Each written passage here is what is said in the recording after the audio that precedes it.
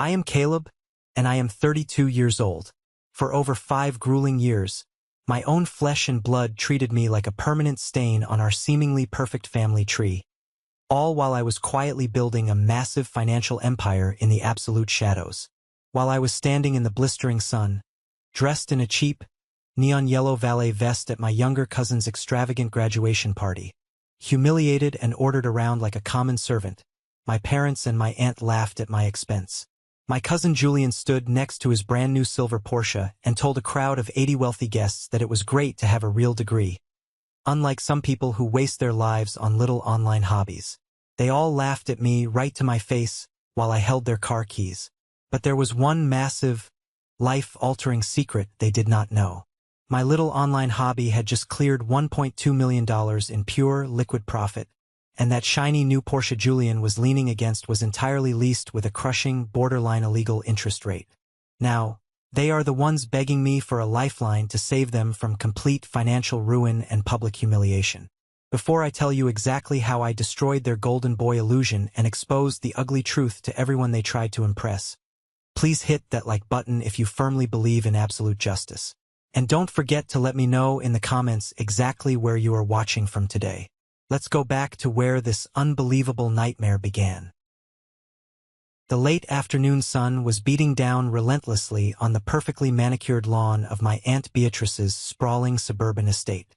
It was late June, and it was a suffocating kind of heat, the kind that makes your good-dressed clothes stick uncomfortably to your skin and makes your lungs feel heavy with every breath. The entire neighborhood was one of those strict HOA communities where every blade of grass had to be exactly 2 inches high. The air in the backyard smelled of expensive catered barbecue, sweet champagne, and the overwhelming, undeniable scent of pure entitlement. String lights were meticulously draped across the massive, century-old oak trees, and pristine white linen tents were set up across the grass, creating a picture-perfect backdrop for the ultimate celebration of absolute mediocrity. This was the graduation party for my cousin Julian. He was 24 years old, fresh out of a wildly expensive private university with a generic degree in communications, and he was the undisputed golden boy of our entire extended family. He had never worked a part-time job. He had never paid a single bill in his entire life. I was 32. I was standing near the edge of the blazing hot asphalt driveway, trying desperately to ignore the sweat dripping down the back of my neck and soaking into the collar of my shirt. I was not holding a glass of chilled champagne. I was not mingling with the guests, catching up with old relatives, or enjoying the catered brisket sliders.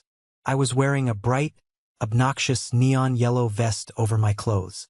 I was holding a cheap plastic walkie-talkie that kept buzzing with irritating static. My Aunt Beatrice had explicitly called me 2 days prior and demanded I arrive 2 hours early to help out. She framed it as a simple family favor over the phone, claiming she just needed an extra set of hands for the decorations. But the exact moment I stepped out of my car, she marched up to me, shoved the neon vest into my chest, pointed to the street, and told me I was in charge of the parking situation.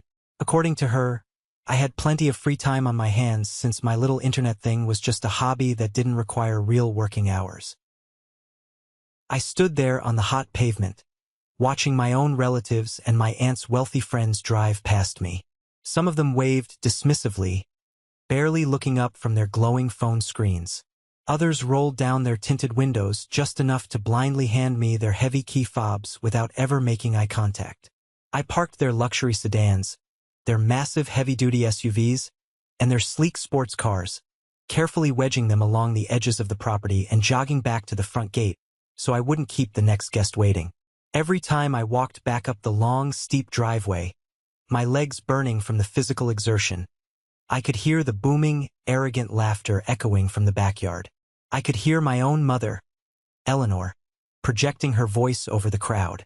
She was bragging about Julian to anyone who would listen, talking about him as if she had given birth to him herself. She was telling complete strangers about his incredible potential and his brilliant future. Julian was holding court by the massive stone patio near the pool. He was wearing a custom-tailored, cream-colored linen suit that probably cost more than my first car. He had a crystal flute of expensive champagne in his hand, throwing his head back in practiced, theatrical laughter every time someone made a toast in his honor. Standing right behind him, glistening under the afternoon sun, was the centerpiece of the entire party. A brand new Porsche. It was silver, sleek, and aggressively tied with a massive, ridiculous red ribbon on the hood. It was presented as a graduation gift from his parents. A grand reward for simply doing the bare minimum and coasting through 4 years of college while living in a luxury apartment paid for by Aunt Beatrice. My Uncle Richard walked past me on his way to the garage. He did not ask how I was doing. He did not thank me for standing in the brutal heat for 2 straight hours parking cars for his golf buddies. He simply snapped his fingers at me, pointed at a massive white cooler sitting near the garage door, and told me they were running low on ice. He told me to stop standing around and be quick about it so the guests would not have to drink warm beverages. He spoke to me exactly the way he would speak to a hired hand who was moving far too slowly for his liking. I looked down at my hands. They were covered in dark dust and black grease from handling steering wheels and dirty car door handles all afternoon. I looked at my uncle's retreating back as he walked away without a second glance. Then I looked at the crowd gathered on the lawn. My mother was standing right next to the shiny new Porsche, pointing at it, beaming with absolute, unadulterated pride. For a fraction of a second, she caught my eye. We locked eyes across the yard. She did not smile. She did not give me a comforting wave. She just quickly looked away, her face tightening, clearly ashamed that her own son was nothing more than the hired help at a family gathering. A cold, heavy knot formed deep in my stomach, chilling me despite the summer heat. The blatant disrespect was not entirely new. It was a cruel language they had been speaking to me for years.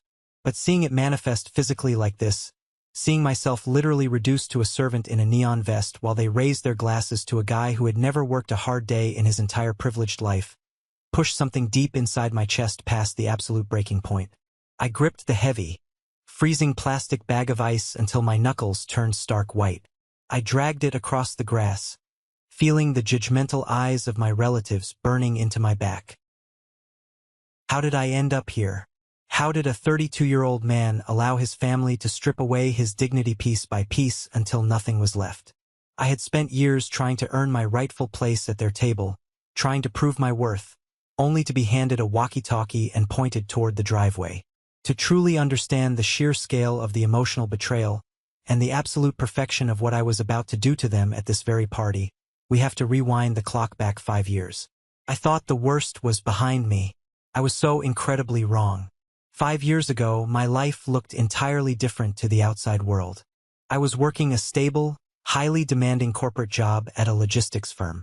I was working 60 to 70 hours a week, destroying my physical and mental health for a company that saw me as nothing more than a number on a spreadsheet. When a major promotion I had been promised for 2 years was suddenly given to the CEO's completely unqualified nephew, something inside me snapped. I made the terrifying, life-altering decision to walk away from the corporate world entirely. I had zero interest in climbing a broken ladder that led to absolutely nowhere. I wanted to build something of my own from the ground up. I immediately moved out of my nice townhouse and into a tiny, cramped, deeply depressing apartment on the bad side of town. The walls were paper-thin, and the heating barely worked in the winter. I sold almost everything of value I owned, including my reliable car, and poured every single penny of my life savings into building an e-commerce brand. I started small, sourcing custom tech accessories and building a streamlined online storefront. The first 2 years were an absolute living nightmare. I barely slept more than 4 hours a night. I lived on a strict diet of cheap instant noodles, tap water, and black coffee. My best friend and eventual business partner, Marcus, was the only person on earth who actually saw the vision. We spent countless exhausting nights staring at incredibly complex spreadsheets, negotiating fiercely with international suppliers halfway across the world at 3 in the morning, and packing hundreds of cardboard boxes on my dirty living room floor until our hands literally bled and blistered. It was grueling, terrifying, backbreaking work, but it was mine. My family, however, saw things entirely differently. In their highly judgmental eyes, leaving a corporate job with a matching retirement fund and a steady salary was a massive, unforgivable failure. Whenever we gathered for our traditional Thanksgiving dinners, the atmosphere was always thick with tension. My mother, Eleanor, would loudly apologize for my life choices to anyone who would listen. She would stand in the kitchen, aggressively carving the dry turkey, and tell my aunts and uncles that I was going through a very concerning, deeply embarrassing phase. She consistently referred to my grueling business as a little online hobby. She told the entire extended family that I was just confused, lost, and stubbornly refusing to grow up and face reality. She would sigh dramatically, clutching her pearls, and say she just hoped I would find a real job before I went completely bankrupt and had to move back into her basement. Meanwhile, Julian was the undisputed rising star of the family universe. He was still in high school back then, but he was treated like absolute royalty. If Julian managed to get a mediocre B- on a basic history test, my Aunt Beatrice and Uncle Richard would throw a catered dinner party to celebrate his academic genius. Beatrice would boast endlessly at her neighborhood association meetings about Julian's imaginary, highly lucrative future in corporate law. He was given everything on a shiny silver platter. He had a massive college fund waiting for him, funded by my grandparents before they passed. He had brand new designer clothes, a paid-off luxury sedan for his 16th birthday, and absolutely zero responsibilities to speak of. The glaring contrast between us became the central, running joke of the family. I was the tragic cautionary tale. Julian was the perfect blueprint for success. But there were major things I did behind the scenes that nobody in the family knew about. When my grandfather passed away, it tore a massive, ugly hole in our family dynamic. After the incredibly tense funeral, my grandmother was left completely alone, struggling with a fixed income and rapidly mounting, terrifying medical bills. Instead of stepping up, my mother and Aunt Beatrice spent months bitterly arguing over a meager inheritance. They actually brought in a ruthless lawyer to bicker over antique dining room furniture, dusty silver spoons, and the potential sale of my grandmother's real estate, rather than actually helping the woman who raised them. When my grandmother desperately needed a specialized, life-saving heart surgery that her insurance absolutely refused to cover, the family suddenly went completely silent. Beatrice loudly claimed all their money was tied up in aggressive real estate investments. My mother claimed she was saving every penny for her retirement and simply couldn't afford to help. They were going to let her die to protect their bank accounts. I did not say a single word to them. I quietly liquidated a significant portion of my early business profits, nearly draining my operating capital. I walked directly into the hospital billing department and paid the $30,000 invoice in full with a certified cashier's check. I explicitly told the hospital administration to list it as an anonymous charitable donation. I did not want their fake praise. I did not want a parade in my honor. I just wanted my grandmother to be safe and healthy. 2 weeks later, at a tense family Sunday dinner, my mother confidently raised her glass of wine. She proudly announced to the entire table that the massive hospital bill had been magically paid off by an anonymous donor. And then, without skipping a beat or showing an ounce of shame, she smiled warmly at Aunt Beatrice and said it must have been a secret blessing from the surplus in Julian's college fund. She actually fabricated an entire, elaborate story right there at the dinner table that Richard and Beatrice had secretly covered the massive medical bill to protect their beloved mother. Beatrice did not deny it. She just placed a hand over her heart, looked incredibly humble, and graciously accepted the tearful gratitude of the entire table. I sat at the far end of the table, silently eating my cold mashed potatoes, watching them shamelessly steal my massive sacrifice to polish Julian's fake halo. Marcus told me I was completely insane. He told me I needed to pack my bags, change my phone number, and leave these highly toxic people behind forever. But I was foolish and deeply conditioned. I desperately believed in the unbreakable bond of family. I believed that eventually, they would see my incredibly hard work and respect me. I thought I just needed to become more successful to earn their love. The real turning point, the exact moment the glass shattered completely and irreparably, happened 6 months before the graduation party. It was a freezing cold, rainy Tuesday evening. I had stopped by my mother's house to drop off some heavy groceries she had urgently asked for. Her car was in the driveway, and Aunt Beatrice's massive luxury SUV was parked right behind it. I unlocked the front door quietly with my spare key, not wanting to interrupt whatever they were doing. As I walked down the dark hallway toward the kitchen, holding the heavy grocery bags, I heard their voices echoing sharply from the dining room. I stopped dead in my tracks, my heart pounding in my chest. Beatrice was complaining loudly about my business. She was saying it was downright embarrassing to the family name that I was still pushing cheap plastic junk on the internet at my age. I held my breath. I fully expected my mother to defend me. I expected her to say I was working hard, that I was trying my best to build a life. Instead, my mother let out a soft, incredibly cruel, mocking laugh. She told Beatrice that my failure was actually a good thing. She said, and these exact words are permanently burned into my brain, "Let him play with his little websites, B. As long as he keeps failing and struggling, he will always need me. If he ever actually made real money, he would leave and I would never see him. I like him right where he is. It makes Julian look even better by comparison. Anyway." I stood in the dark hallway, completely unable to breathe.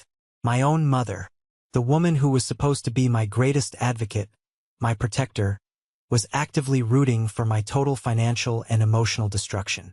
She was deliberately manipulating the family narrative to ensure I remained the designated loser, just so she could constantly play the role of the tragic, long-suffering mother to her friends. She was gladly feeding me to the wolves to keep her sister happy and to elevate her golden nephew. I did not march in there and confront them. I did not scream or throw the groceries. I gently set the bags down on the hardwood floor, turned around, walked out the front door, and quietly closed it behind me. I got into my car and drove away into the freezing night rain.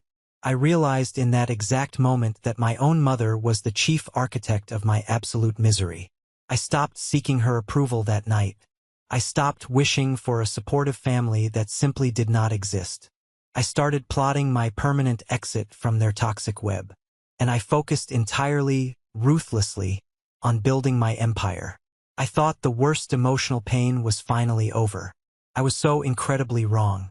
The real storm was just gathering. By the time the heavy, ridiculously expensive gold-foiled invitation for Julian's graduation party arrived in my mailbox, my business had absolutely exploded beyond my wildest expectations. Marcus and I had successfully secured 3 massive international distribution deals that changed everything.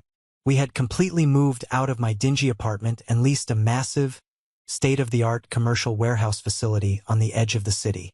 I now had a full-time staff of 20 dedicated employees.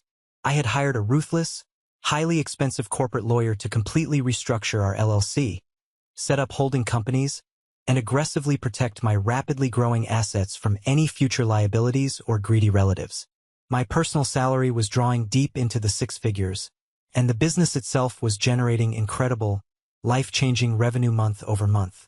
I had quietly purchased a beautiful, modern, 4-bedroom home on the affluent side of the city, paying the massive down payment in cash.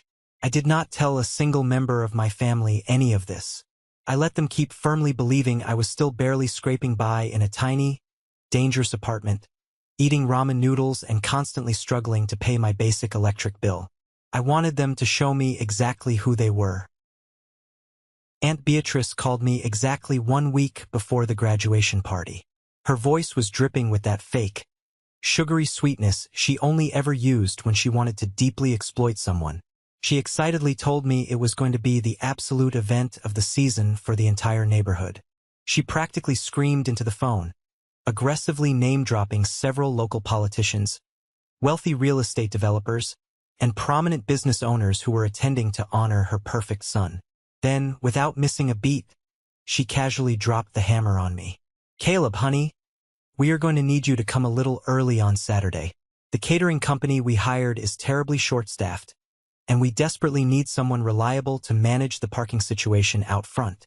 It is a very big responsibility with all these expensive cars, but I know you have a very flexible schedule with your little internet hobby.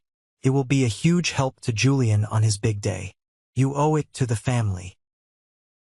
I wanted to say no. I wanted to laugh in her face, tell her to hire a professional valet company, and hang up the phone forever. But a dark, quiet, highly calculating voice in the back of my mind told me to go. I wanted to see it with my own eyes. I wanted to see exactly how far they would push their blatant disrespect now that Julian had his useless degree. I agreed in a quiet, submissive tone. When I arrived at the massive estate that afternoon, the reality was much more degrading than a simple request for family help. Beatrice had actually hired a professional valet manager, a loud, aggressive man with a clipboard and a silver whistle around his neck. But she had specifically instructed him to use me as his unpaid personal runner. The manager literally shoved a sweaty, oversized, incredibly ugly neon vest into my chest the exact moment I walked up the driveway. He aggressively handed me a walkie-talkie, pointed a thick finger at the street, and told me to hustle because the VIP guests were arriving and he didn't want any scratches on their luxury cars. I slowly put the vest on over my nice button-down shirt. I stood at the end of the blazing hot driveway like a human traffic cone. I watched my family members arrive one by one, dressed in their absolute best. The absolute worst, most deeply insulting moment was when my younger cousin Liam pulled up.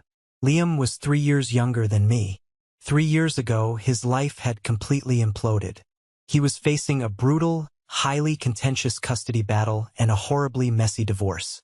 His vengeful ex-wife was taking him to the cleaners in court. He was dead broke, sleeping on a friend's dirty basement couch, and completely desperate. He had begged the family for help, and everyone, including Beatrice and my mother, turned their backs on him.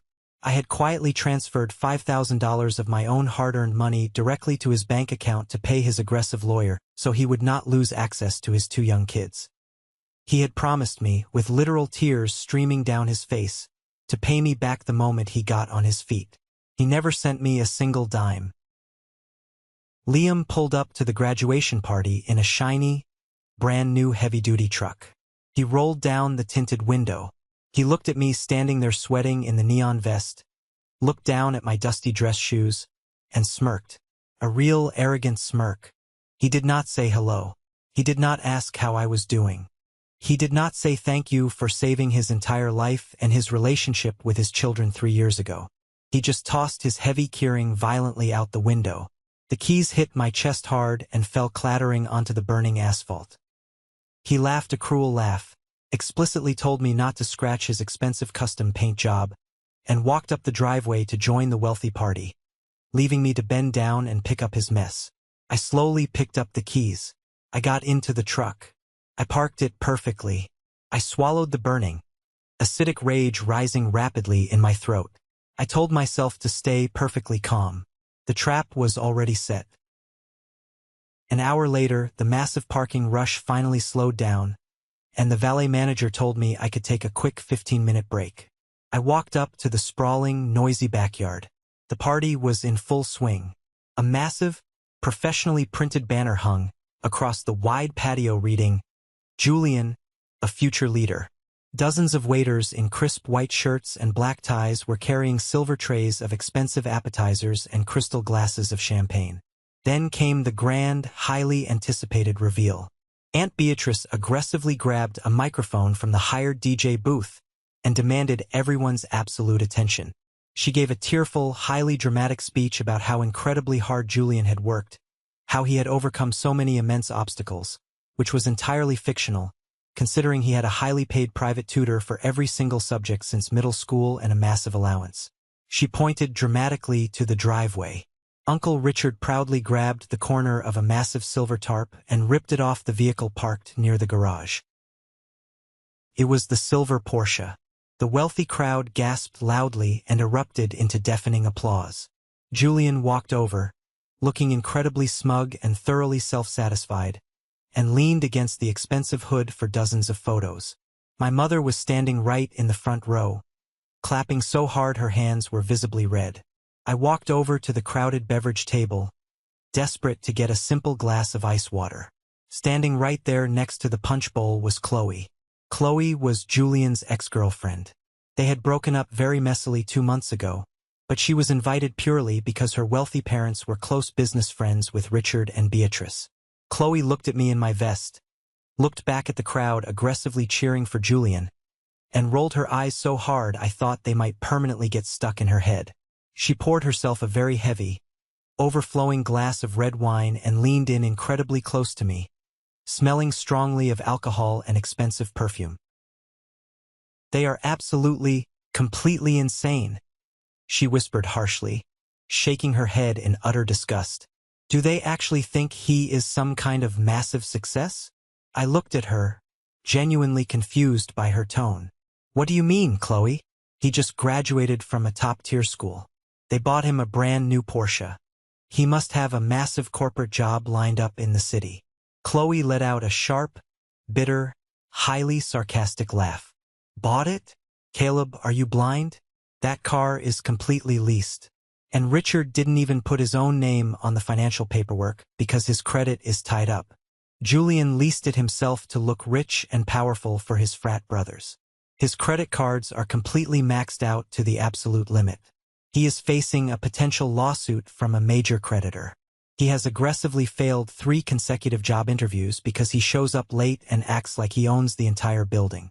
He is drowning in massive, suffocating debt, and his parents are quietly covering his incredibly expensive apartment rent so nobody in the family finds out the pathetic truth." I stood there, frozen, staring at her as the incredible information processed in my brain. The golden boy was a complete and utter financial fraud. The entire narrative, the superiority, the extreme arrogance, it was all built on a massive, crumbling mountain of high-interest debt and toxic parental delusions. They were actively mocking me for building a real, highly profitable business from the ground up, while they were financing a total lie just to maintain appearances. I quietly thanked Chloe for the drink and the insight. I held onto that incredible piece of information like a loaded gun, and I knew precisely when I was going to pull the trigger to cause maximum damage. The aggressive catering staff began loudly ushering the dozens of guests toward the massive dining area on the lawn. There were 10 massive round tables elegantly draped in crisp white linen, adorned with towering, incredibly expensive floral centerpieces that probably cost $1,000 each. I walked slowly around the perimeter of the lawn, scanning the elegant, calligraphy-written place cards, looking for my name. I checked Table 1, where the immediate family, the wealthy politicians, and the guest of honor were seated. My name was obviously not there. I checked Table 2. Not there either. I checked Table 3, 4, and 5. I finally found my name. It was on a tiny, incredibly wobbly plastic folding table pushed all the way to the absolute back corner of the yard.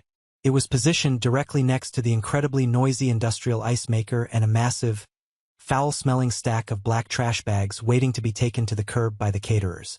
I was seated with a few of the younger, highly restless children who were throwing food, and an elderly neighbor who was severely hard of hearing and kept asking where she was. It was a physical, undeniable, deeply insulting manifestation of my exact place in this toxic family. Out of sight, completely out of mind, seated right next to the literal garbage. I sat down in the cheap, bending plastic chair. I did not complain. I did not throw a fit or demand to speak to my aunt. I sat in perfect silence. I looked across the expansive yard and made direct, sustained eye contact with Grandpa Joe. He was sitting at the very center of the main table, looking deeply uncomfortable in his stiff suit. He looked at my degrading seating arrangement, looked at my dirty neon valet vest still hanging over the back of my plastic chair, and his wrinkled face hardened in absolute disgust. He gave me a slow, silent, deeply respectful nod of absolute understanding. He knew exactly what his daughters were doing to me. I slowly pulled out my smartphone. I opened my highly secure banking app. I completely bypassed the standard personal checking account and logged securely into the main corporate financial dashboard for Vanguard Tech. I stared at the bright white numbers glowing on the dark screen. The available, highly liquid cash balance in the primary operating account was exactly $1.2 million. That was just the liquid cash sitting there waiting to be deployed. It did not include the massive commercial warehouse real estate I owned, the massive amount of valuable inventory in transit, or my highly diversified, rapidly growing personal investments. I locked my phone and slipped it calmly back into my pocket. A wave of absolute, untouchable, euphoric calm washed over my entire body. They could put me next to the trash cans. They could dress me in a humiliating neon vest. They could force me to park their cars. But they could absolutely not touch my reality. I was the wealthiest man on this entire property, and none of them had a single clue. As the incredibly lavish, multi-course dinner progressed, guests began mingling, drinking heavily, and walking around the beautiful property. I remained entirely in my dark corner, quietly drinking my ice water, watching the absolute circus unfold. Suddenly, a man in a very sharp, custom-tailored charcoal suit wandered over toward the loud ice machine. He looked completely out of place, clearly trying to escape the loud pop music and the forced, highly fake conversation at the main tables. I recognized him immediately from the cover of a prominent local business journal. His name was Mr. Sterling, a highly successful, self-made logistics CEO and apparently a wealthy business associate of Uncle Richard's. He smiled politely as he waited for the loud ice maker to cycle and drop ice into his glass. "Quite the extravagant party," he said, adjusting his incredibly expensive luxury watch. "Richard really went all out for the kid. Must have cost a fortune." "It certainly is a massive spectacle," I replied smoothly, leaning back in my cheap chair. He suddenly noticed the subtle, professional corporate logo embroidered on the dark polo shirt I was wearing under my unzipped jacket. It was the logo of my company, Vanguard Tech. His sharp eyebrows shot up in genuine, unhidden surprise. "Wait just a minute. Are you with Vanguard Tech, the rapidly growing e-commerce firm?" I nodded, standing up a little straighter and extending my hand. "I am the founder and CEO. My name is Caleb." Mr. Sterling's face completely lit up with absolute delight. He grabbed my hand and shook it firmly. He stepped much closer, completely ignoring the noisy ice machine and the party happening behind him. "You have got to be kidding me. My entire massive procurement team has been trying desperately to figure out your exact supply chain model for 6 solid months. You guys are dominating the market right now. How on earth are you maintaining those rapid, incredibly efficient shipping times from overseas without bleeding all your operating capital on stateside warehousing?" I smiled. We started talking business. I confidently explained my highly complex distributed fulfillment strategy, the proprietary AI software my engineering team had custom-built from scratch to dynamically route inventory, and the massive, highly lucrative recent shipping contracts I had successfully negotiated in Asia. Sterling was absolutely, completely fascinated. He was treating me with more respect in 5 minutes than my family had shown me in 32 years.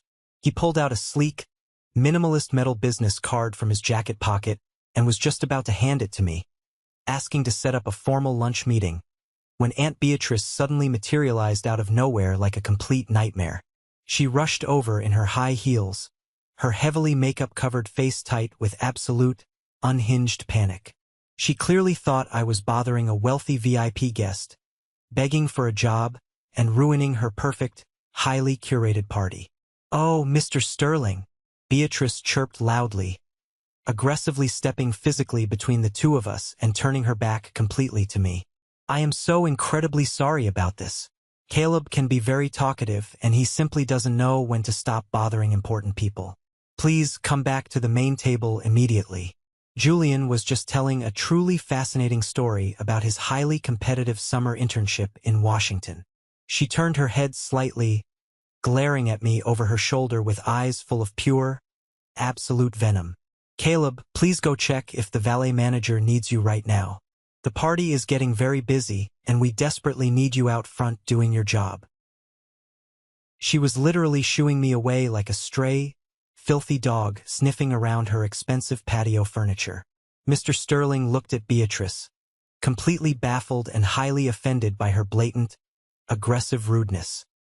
He looked back at me, gave a firm, deeply respectful nod acknowledging my authority and position, and reluctantly allowed himself to be forcefully dragged away by my frantic, oblivious aunt.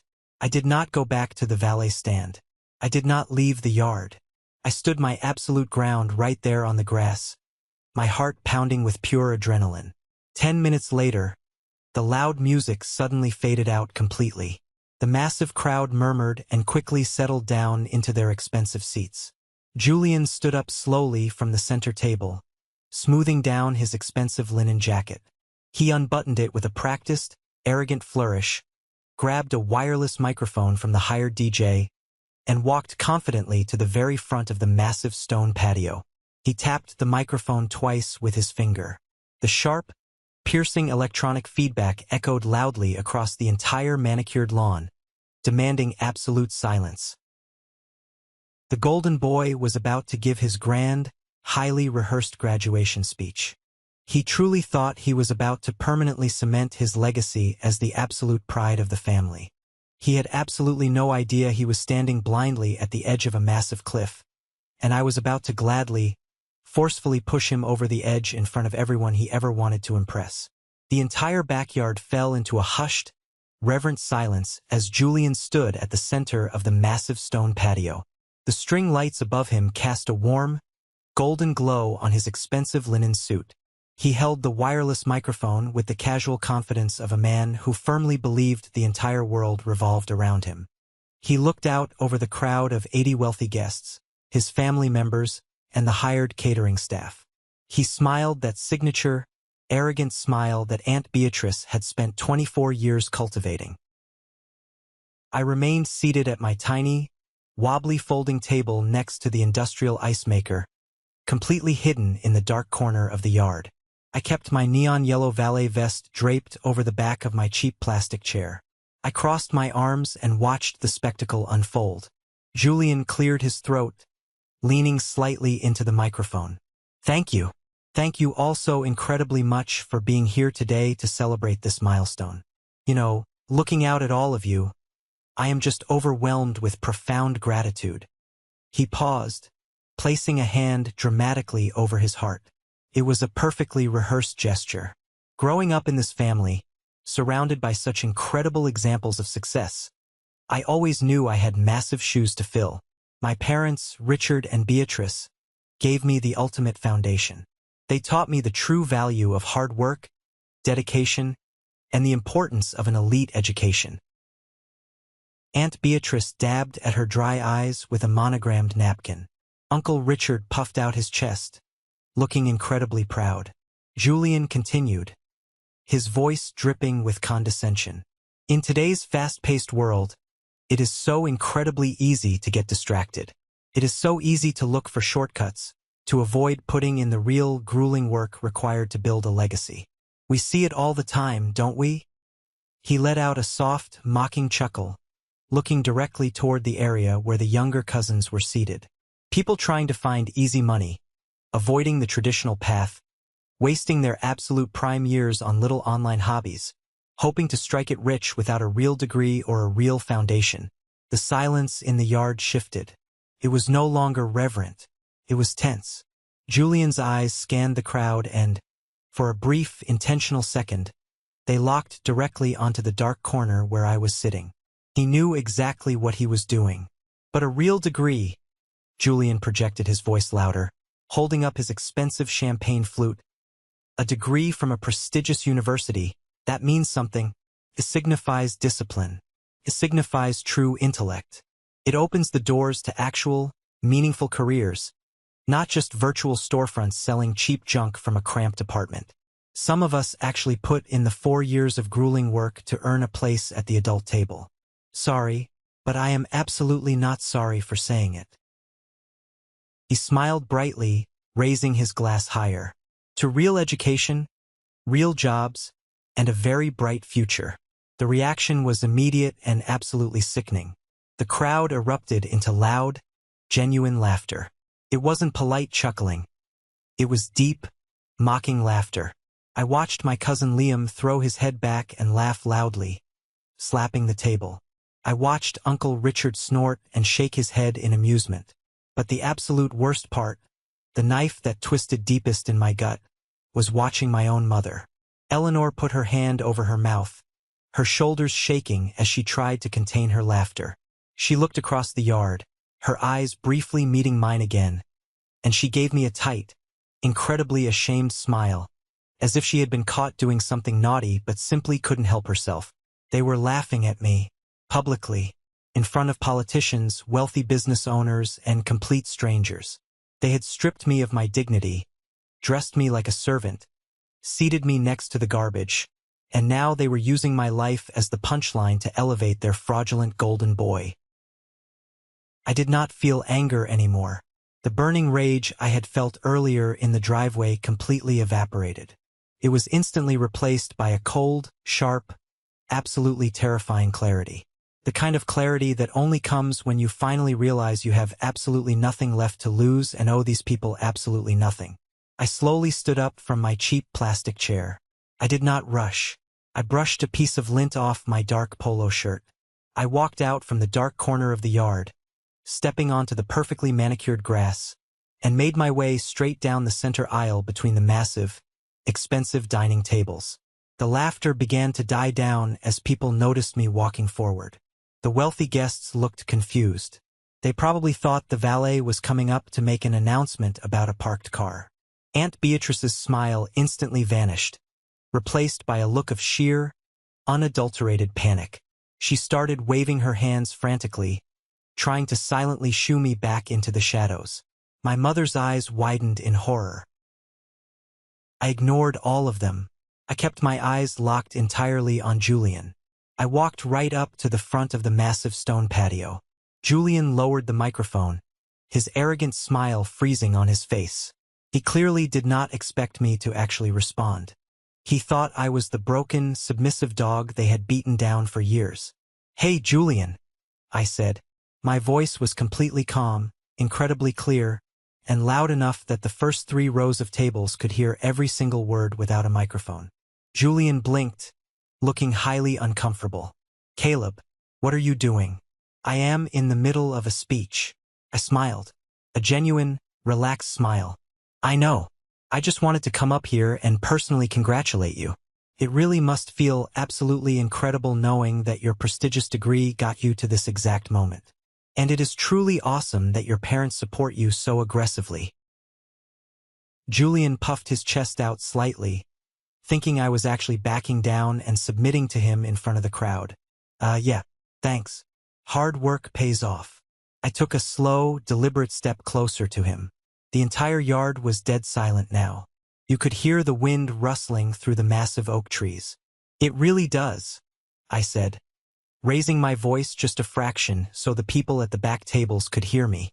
"By the way, my little online hobby, the one you just mentioned, the virtual storefront selling cheap junk, it just cleared $1.2 million in pure, liquid profit this fiscal year. I own a commercial warehouse. I have 20 full-time employees." The silence instantly turned into a vacuum. It felt like all the oxygen had been violently sucked out of the entire backyard. I didn't stop. I turned my head slightly, looking directly at the shiny silver vehicle parked near the garage. "But hey, Julian, that is a really nice Porsche. It's a shame about that crushing lease agreement, though. I hear the interest rates for someone with completely maxed out credit cards and 3 failed job interviews are absolutely brutal right now. You should really be careful. The repo men are much faster than they used to be." Someone at table 2 literally dropped a silver fork onto a porcelain plate. The sharp clatter echoed like a gunshot. Julian's face drained of all color. He looked like he had just been physically struck by a freight train. He opened his mouth to speak, to defend himself, to call me a liar, but absolutely nothing came out. He just stood there, clutching the microphone, his perfectly tailored linen suit suddenly looking like a cheap costume. I turned my attention to Aunt Beatrice and Uncle Richard. They were frozen in their expensive chairs. Richard's mouth was hanging wide open, his face turning a dark, dangerous shade of purple. Beatrice was gripping the edge of the table so hard her manicured nails were digging into the white linen. Finally, I looked directly at my mother. Eleanor was blinking rapidly, completely paralyzed, staring at me as if I was a complete stranger who had just broken into her house. The narrative she had carefully constructed for years, the lie that kept her feeling superior, had just been completely, violently obliterated in front of her entire social circle. I did not wait for the screaming to start. I did not wait for Beatrice to throw a tantrum or for Julian to start crying. I simply gave a polite, incredibly brief nod to the crowd. I looked over at Mr. Sterling, who was sitting at table 3. He was leaning back in his chair, a slow, highly impressed smirk spreading across his face. He raised his glass of scotch to me in a silent salute. I turned on my heel and walked away. I walked back down the center aisle, my head held incredibly high. I reached the tiny folding table in the back corner. I picked up the obnoxious neon yellow valet vest. I walked over to the stack of black trash bags, dropped the vest directly into the garbage, and walked out the heavy iron front gates of the estate. As I walked down the long, winding suburban road toward my parked car, I could feel the intense stares piercing my back like heat lamps.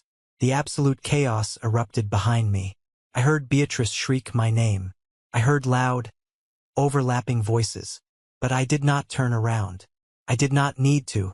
I had played my final part in their miserable play.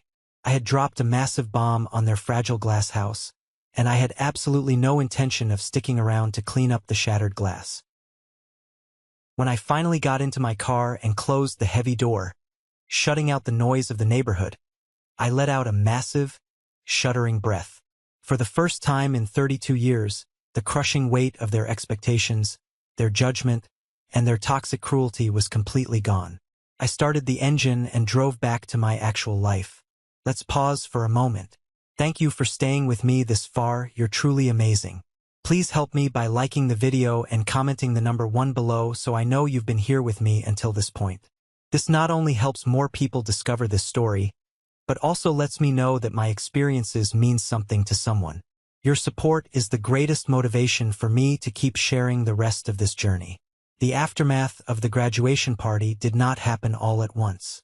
It rolled in like a dark, relentless thunderstorm over the next 48 hours. When I arrived home that evening and parked in the pristine garage of my 4-bedroom house, I pulled my phone out of my pocket. It was practically vibrating out of my hand. The notifications were rolling in so fast the screen was glitching. First came the frantic, aggressive text messages. My mother was the first to strike. "Caleb, what is wrong with you? That was completely uncalled for. You ruined Julian's entire graduation. You humiliated this entire family in front of very important people. You are a liar and a deeply bitter person. Call me immediately." I swiped the notification away. I didn't feel a single ounce of guilt. Then came Aunt Beatrice. She sent a massive block of text that must have taken her 10 minutes to type through her tears. "You vindictive, horrible little boy. Julian worked so incredibly hard for his degree, and you had to try and steal his spotlight with your disgusting lies. You are banned from this house. Nobody believes your pathetic delusion about making $1 million. Do not ever speak to my son again." Then came Liam, the cousin who owed me $5,000. "Bro, that was messed up. You didn't have to do Julian like that in front of his friends. Not cool." I walked into my quiet, perfectly temperature-controlled kitchen. I tossed my phone onto the marble island countertop. I poured myself a glass of expensive bourbon, walked out to my back patio, and looked at the stars. I didn't reply to a single message. I let them sit in the uncomfortable, terrifying silence. Let them wonder. Let them panic. That night, I slept better than I had in 5 long years. The real twist, the absolute peak of their unhinged audacity, happened 2 days later, on a quiet Monday afternoon. I was sitting in my spacious corner office at the Vanguard Tech warehouse, reviewing a highly lucrative supply chain contract, when my personal cell phone rang. The caller ID flashed brightly on the desk. It was Uncle Richard. I stared at the phone for a long moment. Beatrice had just banned me from their family forever. My mother had called me a liar. Why on earth was Richard calling me during business hours? I pressed a button on my desk phone to start a digital audio recording. In my line of work, you always keep receipts. I picked up the cell phone and answered with a highly professional tone. "Caleb speaking." "Caleb, hey buddy. It's Uncle Richard." His voice came through the speaker. It was not angry. It was not screaming. It was overly casual, forced, and sickeningly friendly. It was the exact tone of a desperate man trying to pretend the house wasn't actively on fire. "Hello, Richard," I replied coldly. "To what do I owe the pleasure? I thought Beatrice banned me from the family." Richard let out a nervous, highly forced chuckle. "Oh, you know Beatrice. She gets very emotional. She didn't mean any of that. Look, Caleb, about the party. It got a little heated, sure.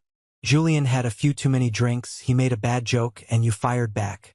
It's water under the bridge, right? We are all family here." I leaned back in my heavy leather office chair, my eyes narrowing. A bad joke? He publicly humiliated my career in front of 80 people. And my own mother laughed. I know, Richard said quickly, completely brushing past my trauma. And he feels terrible about it. He really does. He's just under a lot of extreme stress right now. Finding a corporate job in this current market is tough for a young kid. He cleared his throat loudly. Actually, Caleb, that is sort of why I am calling you. I remained completely silent. I let the awkwardness stretch over the phone line, forcing him to speak into the void. "So," Richard finally stammered, the fake confidence draining from his voice. "I was thinking about what you said, about your business doing so incredibly well. Over $1 million in profit, right? That is just phenomenal, Caleb. I always knew you had a head for business. I told Beatrice years ago, that kid is going places." It was a blatant, disgusting lie. He had called me a failure to my face for years. "Get to the point, Richard." Richard took a deep, shaking breath. "Well, you see, the thing about Julian's new Porsche, you were actually right. It is a lease. And due to some unfortunate, temporary cash flow issues with my real estate investments this quarter, I couldn't put my name on the final paperwork. Julian had to secure the financing himself. And, well, the interest rate the dealership gave him is a little aggressive." "Aggressive?" I echoed, enjoying every single second of his absolute misery. "Yes, and since Julian hasn't secured his executive position yet, the first 2 lease payments are coming due on Friday. If he misses them, they are going to repossess the car. It would completely ruin his credit before he even starts his life. It would absolutely destroy Beatrice. So I was just thinking, since we are family and you are doing so incredibly well right now, maybe you could float us a small loan? Just $10,000 to cover the first few months of the lease and Julian's downtown apartment rent until he gets settled? I will pay you back with interest by Christmas. I swear on my life." I sat in my expensive office chair, utterly paralyzed by the sheer, breathtaking audacity of the request. Less than 48 hours ago, I was standing in a dirty neon vest, parking this man's car while his son publicly humiliated me. They had mocked my struggle. They had laughed at my pain. And now, because the illusion of their perfect, wealthy life was collapsing, he was shamelessly calling the exact same nephew he had treated like garbage to beg for a massive handout to save his fake golden boy. They weren't sorry. They weren't humiliated by my success. They only saw me as a sudden, highly convenient ATM machine. "Richard," I said softly, my voice devoid of any emotion. "Yes, Caleb? Anything you can do to help would save our lives right now. I want you to listen to me very carefully," I said, leaning into the phone. "I wouldn't give you 10 cents if you were begging on the street. Tell Julian to enjoy the bus." I ended the call immediately. I didn't wait for his reaction. I didn't want to hear his excuses. I picked up my phone and saved the recorded audio file. The absolute rage I felt wasn't explosive. It was highly methodical. I opened my secure laptop. I didn't go to my business files. I opened a deeply buried, password-protected Excel spreadsheet I had maintained on my personal drive for the last 7 years. I called the file Family Contributions. It wasn't an obsessive ledger. It was just a highly accurate record I kept for my own sanity, tracking every single dollar I had ever spent bailing these toxic people out of their own terrible life choices. I spent the next hour meticulously updating it, ensuring every date, every bank transfer number, and every description was perfectly accurate. Row 12. $5,000 wired directly to Liam's attorney for his custody battle. Never repaid. Row 24. $2,000 given to Aunt Beatrice to fix her leaking roof when Richard claimed he was broke. Never repaid. Row 36. $300 for Julian's expensive college textbooks when he blew his allowance on a fraternity trip. Never repaid. Row 42. The $30,000 cashier's check paid anonymously to the hospital for Grandma's life-saving heart surgery, which my mother and Beatrice had falsely credited to Julian's college fund. I carefully highlighted the bottom cell. The grand total was staggering. $45,620. $45,620. This was the exact amount of hard-earned money I had quietly handed over to a family that rewarded me by putting me at a folding table next to a trash can. I exported the file as a clean, highly readable PDF. I attached it to a new email. I added the email addresses of my mother, Aunt Beatrice, Uncle Richard, Cousin Liam, and Julian.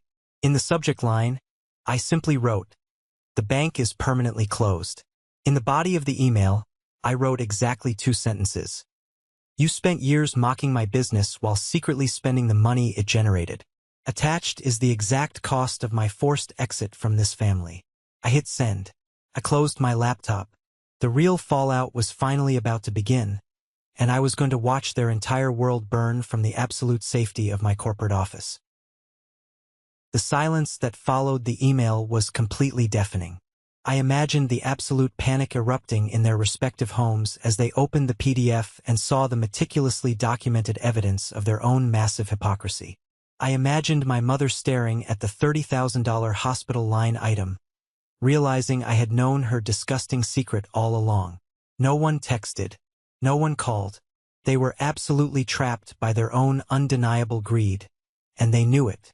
I went back to work. I focused entirely on Vanguard Tech. 2 days later, my assistant knocked on my office door and told me I had a highly important phone call on line 1. It was Mr. Sterling, the wealthy logistics CEO from the graduation party. I picked up the receiver. "Mr. Sterling, good morning." "Caleb." His deep, authoritative voice boomed through the speaker. "I have to admit, your exit from that disastrous party was one of the most incredible things I have ever witnessed in my entire professional career. Richard has always been a pretentious blowhard, but I had no idea his family dynamic was that deeply toxic."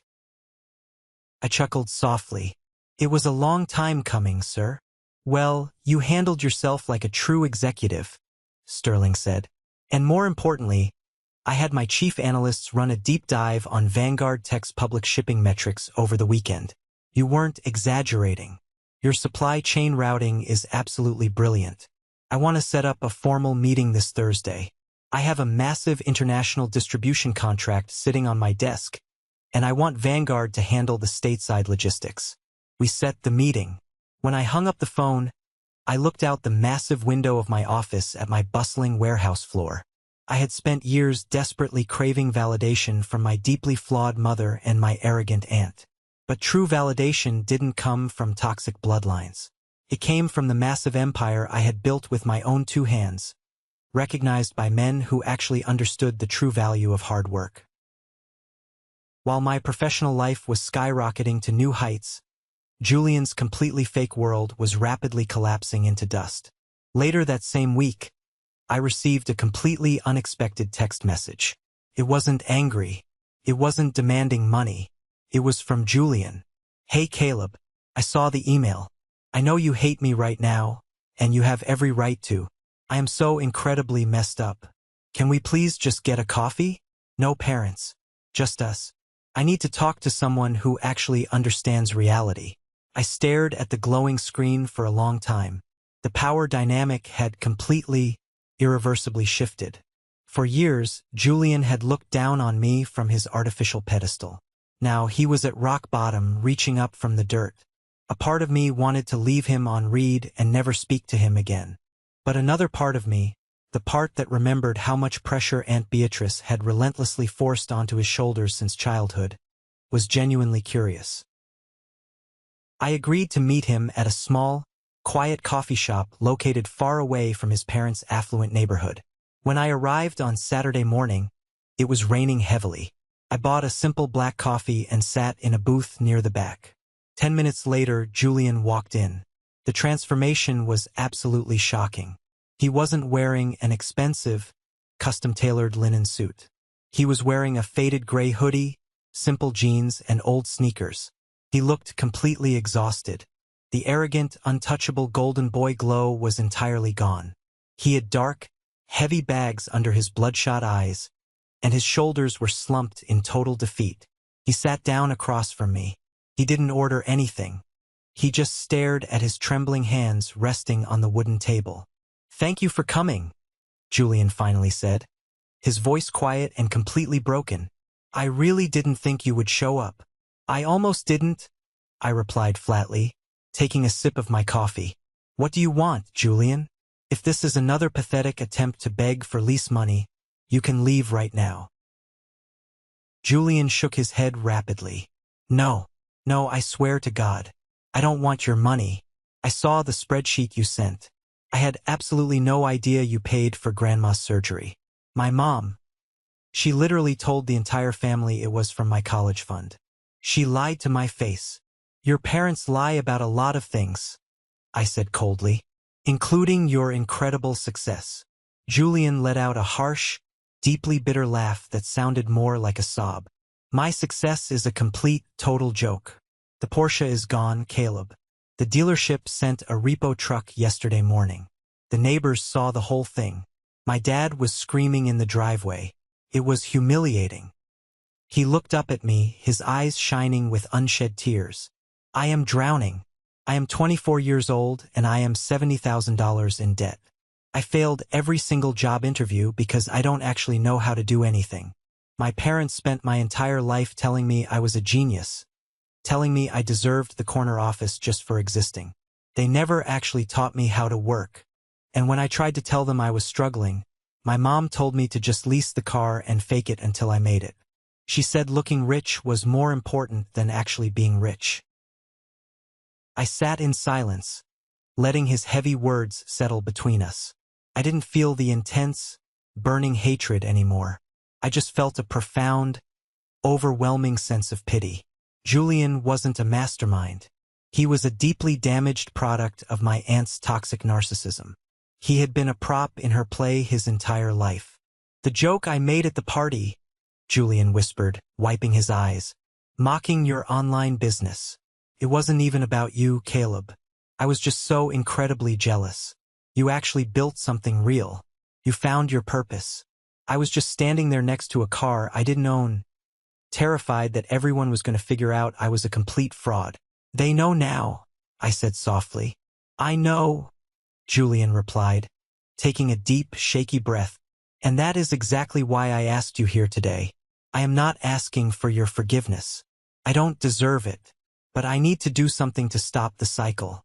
I can't live in their fake reality anymore. He reached into the pocket of his faded hoodie and pulled out his smartphone. He didn't look at me. He unlocked the screen and opened the Instagram app. I watched in total confusion as the golden boy prepared to do the unthinkable. Julian set his phone up against the sugar dispenser on the table. He took a deep breath, ran a hand through his messy hair, and pressed the record button on his Instagram story. He had thousands of followers, former high school classmates, fraternity brothers, and the entire extended family. Hey everyone, Julian said to the camera, his voice shaking slightly but growing firmer with every word. This is a really difficult video to make, but it has to be done. A lot of you were at my graduation party last week. You saw the fancy suit, the big speeches, and the brand new Porsche. I need to come completely clean. It was all a massive, elaborate lie. I sat perfectly still in the booth, completely stunned. He was voluntarily tearing down his own highly protected facade. I don't have a massive corporate job lined up, Julian continued, looking directly into the camera lens. I am deeply, heavily in debt. The Porsche was leased, and it was officially repossessed yesterday because I couldn't afford a single payment. I have been playing a fake character for years because I was terrified of failing. But the worst part, the thing I am most ashamed of, is how I treated my cousin Caleb. He paused, swallowing hard. At the party, I publicly mocked his career. I called his incredibly successful business a little online hobby to make myself feel bigger. The truth is, Caleb is the hardest working, most brilliant person in our entire family. He built a multimillion-dollar empire from absolute scratch, completely on his own, while I was living off my parents' credit cards. He is the real deal. I am a fraud. And Caleb, if you ever see this, I am so incredibly sorry. I am stepping away from social media for a while to figure my life out and get a real job. Thanks for listening. He stopped the recording. He didn't hesitate. He hit the post button, instantly sending the confession out to his entire network, completely bypassing his parents' control. He turned the phone off and shoved it back into his pocket. He looked at me, looking lighter, as if a massive, suffocating weight had just been physically lifted off his chest. It's done. My mom is going to absolutely lose her mind when she sees that. She will probably disown me. She might, I said honestly. But for the first time in your entire life, Julian, you are actually free. Now you can start building something real. We talked for another hour. Not about toxic family politics, not about money or fancy cars, but about actual life. I gave him some tough, honest advice about starting at the absolute bottom. When we finally stood up to leave the coffee shop, Julian reached out and hugged me. It wasn't a forced family obligation hug. It was genuine. It was the hug of a guy who finally understood exactly what it took to be a man. A month later, the annual 4th of July family barbecue took place at Grandpa Joe's house. I hadn't seen most of the family since the explosive graduation party. I debated not going, but I decided I was no longer going to hide. I wasn't the one who needed to be ashamed. I arrived in my own expensive car. I walked into the backyard wearing a simple, comfortable polo shirt and dark jeans. The atmosphere was entirely different. There was no neon valet vest waiting for me. Uncle Richard didn't dare ask me to fetch ice. He actively avoided making eye contact with me, standing near the grill and looking incredibly small. Aunt Beatrice wasn't there at all. She was apparently too humiliated to show her face in public after Julian's viral Instagram video exposed her lies to all her wealthy friends. Julian was there. He was wearing an old t-shirt, and he told me he had just gotten a tough, entry-level job working in a logistics warehouse, literally loading boxes. He was exhausted, his hands were calloused, but he looked happier and more grounded than I had ever seen him. My mother, Eleanor, eventually walked up to me near the patio. She looked incredibly nervous, wringing her hands tightly. "Caleb," she started, her voice completely lacking its usual arrogant authority. "Your new house. I saw pictures online. It looks absolutely beautiful. I was hoping maybe I could come over and see it sometime. We could have dinner." She was trying to sweep years of emotional abuse and the massive hospital bill lie under the rug, hoping my new wealth would suddenly make us a happy family. I looked at her, feeling absolutely nothing. No anger, no sadness, just total indifference. "No, Mom," I said calmly, maintaining a firm, polite boundary. "I don't think that is a good idea. We can be cordial at family events for Grandpa Joe's sake, but my home is my private sanctuary. I only invite people there who truly support me." She flinched as if I had physically struck her, but she didn't argue. She nodded slowly, finally accepting the brutal reality that she had permanently lost her son, and walked away. I sat down next to Grandpa Joe. He handed me a cold beer, clinked his bottle against mine, and smiled warmly. I had finally found my peace. They say that massive financial prosperity is the absolute best form of revenge against those who doubt you. But I don't entirely agree with that anymore. I believe that total, undeniable clarity is much better. The money is great, the success is validating, but the absolute greatest reward of this entire brutal journey was finally realizing that I do not owe toxic people a single seat at my table, even if we share the same blood. After years of dealing with their loud, arrogant noise, the perfect stillness of my own life is the most beautiful sound in the world. Have you ever faced something similar with your own family? Have you ever had to draw a hard line and walk away from toxic relatives to protect your own peace and build your own life? Share your story in the comments below. I read every single one of them. And don't forget to like and subscribe so you don't miss the next journey. Stay strong and keep building your empire.